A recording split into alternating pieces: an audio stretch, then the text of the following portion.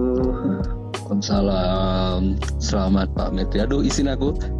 Nah, ini kan saya sedang melaksanakan PPG dalam jabatan nih Pak, ya kan?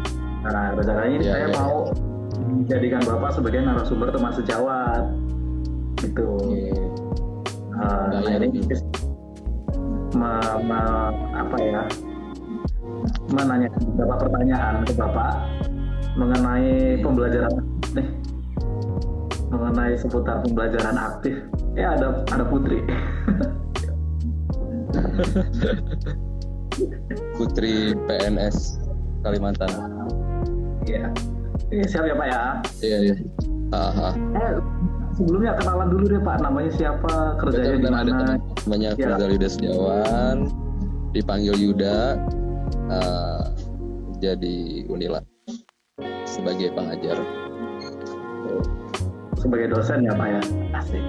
Iya, sebagai dosen, alhamdulillah. Ya. Oke Pak, biar nggak kemalaman nih Pak, langsung aja mulai ke butir pertanyaan nomor 1 nih Pak ya. Menurut pendapat Bapak nih, sih HOTS itu atau High Order Thinking Skills? Menurut Bapak itu High Order Thinking Skills itu apa Pak? High Order Thinking Skill itu keterampilan berpikir tingkat tinggi. Iya kan ya? Keterampilan berpikir tingkat tinggi, yang mana ya jadi kalau misalnya dari definisinya aja keterampilan berpikir tingkat tinggi berarti ada kemampuan berpikir yang seharusnya gimana ya menjelaskannya, berpikir tingkat tinggi tidak berpikir secara sederhana, berarti ada kemampuan berpikir yang secara kompleks, yang idealnya kalau misalnya itu diterapkan dalam pembelajaran, maka dalam proses belajar ya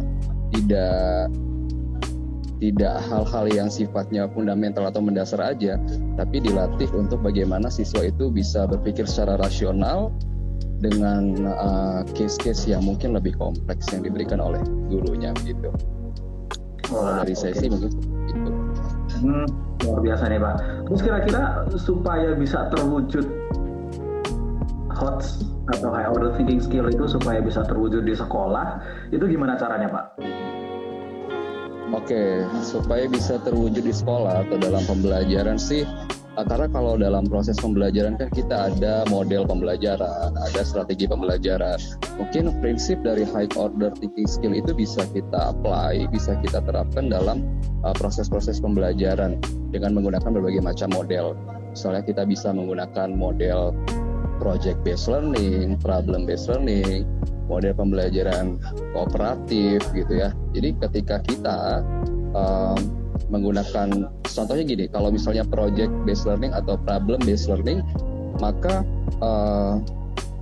ketika sebuah pengetahuan dasar diberikan kepada siswa, selanjutnya dikasih sebuah problem untuk menyelesaikan masalah, itu akan ada aktivitas berpikir tingkat lanjut yang dimana dia tidak hanya sekedar menghafalkan definisi saja, tapi menerapkan bagaimana konsep itu dalam proses pembelajaran. Bisa di-apply melalui berbagai macam model-model pembelajaran. Gitu. Oke, keren sekali nih Pak jawabannya nih Pak. Berikutnya. Sekarang aku.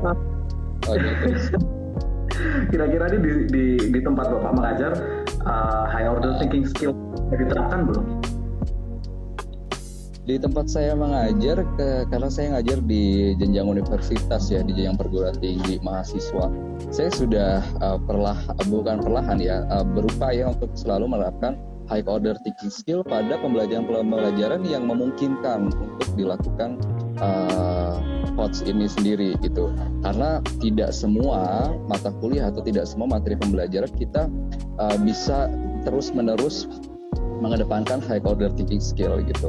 Ketika memang itu tidak sesuai atau mungkin hanya sebatas bagaimana penguatan keterampilan saja, mungkin tidak terlalu bisa ya, atau tidak terlalu optimal. Tapi ketika dalam pembelajaran atau mata kuliah atau materi lain yang itu memang betul-betul memungkinkan HOTS itu diterapkan, ya saya berupaya untuk menerapkan prinsip dari High Order Thinking Skill itu sendiri gitu.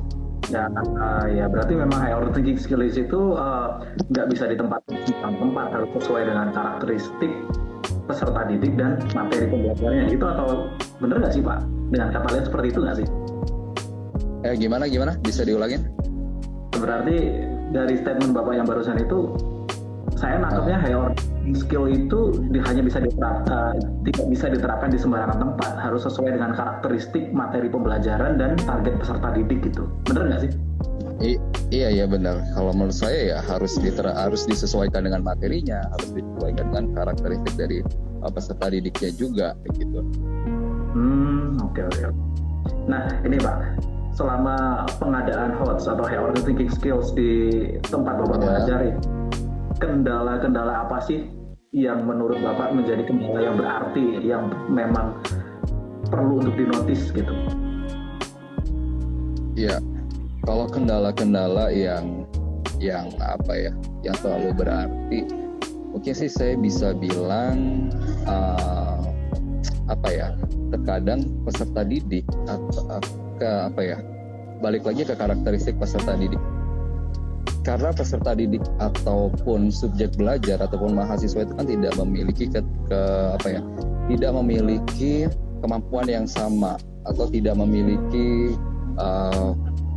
tingkat berpikir yang sama gitu. Jadi terkadang ketika kita menerapkan prinsip dari high order thinking skill ini,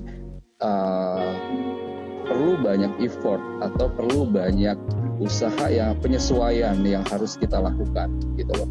Nggak bisa serta-merta semua kita sama ratakan. Terkadang sulitnya sih di situ ya, salah satunya gitu. Begitu. Kalau ya kendala berarti lebih ke kemampuan berpikir setiap orang gitu. Tapi kalau fenomena yang saya amati, terkadang high order thinking skill ini juga tidak bisa diterapkan dengan baik karena keterbatasan atau minimnya keterampilan guru atau pengetahuan guru dalam menciptakan sebuah proses pembelajaran yang berorientasi pada high order thinking skill gitu. Karena gurunya sendiri juga tidak punya keterampilan untuk menerapkan high order thinking skill ini, desain pembelajarannya seperti apa, model pembelajarannya seperti apa gitu. Terkadang di situ juga problemnya. Berarti dengan kata lain, supaya siswa kita menjadi HOTS, gurunya harus HOTS dulu berarti ya? Iya dong, gurunya harus HOTS dulu, harus paham dulu. Kalau gurunya aja nggak HOTS, nggak paham, ya gimana gitu kan? Oke. Wah, mantap sekali nih. Oke Pak, ini pertanyaan terakhir nih, supaya tidak terlalu menyita waktu Bapak ya. Saran dari Bapak nih, sebagai sesama nih untuk saya, supaya bisa menerapkan HOTS di sekolah. Dan 4C itu yang berpikir kritis, kolaboratif, komunikatif, dan kreativitas. Itu tips and trik, saran-sarannya itu apa Pak? Oke, dalam apa? Dalam pembelajaran seni budaya atau dalam konteks umum? Dalam pembelajaran seni budaya yang bisa saya terapkan untuk bisa saya berikan ke siswa. Oke.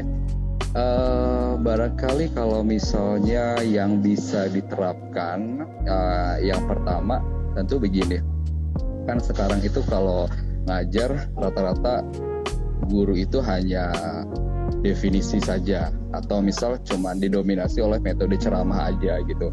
Ya yang pasti pembelajaran yang baik adalah ketika kita bisa menerapkan berbagai macam metode dalam proses pembelajaran gitu. Jadi nggak cuma ceramah aja, nggak cuma tanya jawab aja gitu, tapi perlu adanya variasi-variasi metode yang dijadikan dalam satu bingkai model pembelajaran. Itu satu. Yang kedua adalah perlu adanya balik lagi ke kreativitas guru ya. Kalau misalnya mengajar satu materi, misalnya materi tentang bernyanyi secara unisono ya, kalau dalam seni budaya salah satu kompetensi dasarnya.